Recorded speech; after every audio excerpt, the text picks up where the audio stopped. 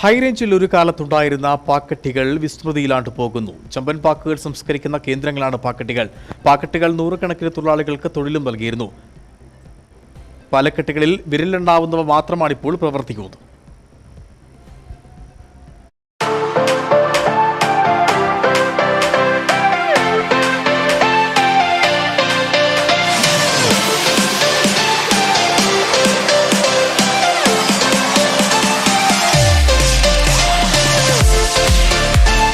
മുമ്പ് പാക്കുകളുടെ വിപണന കേന്ദ്രമായിരുന്നു ഹൈറേഞ്ച്. ഒരു പഞ്ചായത്തിൽ കുറഞ്ഞത് ഒരട്ടയെങ്കിലും പ്രവർത്തിച്ചിരുന്നു. നാട്ടിൽ ധാരാളം പാക്ക് ലഭിച്ചിരുന്ന കാലത്ത് പാക്കട്ടികളുടെ സുവർണകാലമായി. ഓരോ അട്ടകളിലും 50-ലധികം പേർക്ക് തൊഴിൽ ലഭിച്ചിരുന്നു. ഇവരെ കൂടാതെ വീടുകളിൽ ഇരുന്ന് ചമ്പൻ പാക്ക് പൊളിച്ച് നൂറുകണക്കിന് വീട്ടമ്മമാരും വരുമാനം ഉണ്ടാക്കിയിരുന്നു. അട്ടകളിൽ ഇരുന്ന് കടലാസ് കനത്തിൽ പച്ചപ്പാക്ക് അരിയുന്നത് കൗതുകമുള്ള കാഴ്ചയുമായിരുന്നു. ഹൈറേഞ്ചിൽ കമുക് കൃഷി നഷ്ടമായതാണ് തിരിച്ചടിയായത്. കമുകിന്റെ രോഗബാധയും തൊഴിലാളി ക്ഷാമവും കർഷകർ കമുക് കൃഷിയിൽ നിന്നും പിന്മാറാൻ ഇടയായി. ഇതോടെയാണ് പാക്കട്ടികൾക്ക് ശനിദശ ആരംഭിക്കുന്നത്. ഇപ്പോൾ ഹൈറേഞ്ചിൽ ഒരു പാക്കട്ടി മാത്രമാണ് പ്രവർത്തിക്കുന്നത്. ദിവസേന 250 കിലോ ചമ്പൻ പാക്ക് മാത്രമാണ് വിൽപ്പനയ്ക്കായി എത്തുന്നത്. ആലടിയെ പഴയ പാക്കട്ടി പ്രതിസന്ധിക്കിടയിലും പ്രവർത്തിക്കുകയാണ്.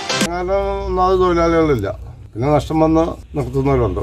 പാക്കരിഞ്ഞ് പുഴുങ്ങിയെടുത്ത് അട്ടിയുടെ പുൽത്തട്ട് ഉണക്കി കളർ ചേർത്താണ് വിപണനം നടത്തുന്നത്. സംസ്കരിക്കുന്ന പാക്കിന് 600 രൂപയോളമാണ് വില ലഭിക്കുന്നത്. തൊണ്ടില്ലാതെ 120 രൂപയ്ക്കും തൊണ്ടോടുകൂടി 75 രൂപയ്ക്കും എടുക്കുന്ന പാക്കിനാണ് 600 രൂപ വില ലഭിക്കുന്നത്. പണിക്കൂലി കഴിഞ്ഞ് വലിയ ലാഭമൊന്നും ലഭിക്കില്ല. തൊഴിലാളി ക്ഷാമം കാരണം കൂട്ടലിന്റെ വക്കിലെത്തിയപ്പോഴാണ് ഇതര സംസ്ഥാന തൊഴിലാളികളുടെ വരവ്. ഇതോടെ നിലവിലുള്ള അട്ടികൾ ചലിച്ചു തുടങ്ങി. 6 മാസമാണ് ചമ്പൻ പാക്ക് ലഭിക്കുന്നത്. അതിനാൽ ഈ മാസങ്ങളിലാണ് ഏറ്റവും കൂടുതൽ തിരക്കുണ്ടാകുക. ശ്വാസം വലിച്ച് പ്രവർത്തിക്കുന്ന അട്ടികളിൽ പലതും അധികം വൈകാതെ അവസാനിപ്പിക്കുമെന്ന അവസ്ഥയിലാണ് ഓരോ അട്ടി ഉടമ.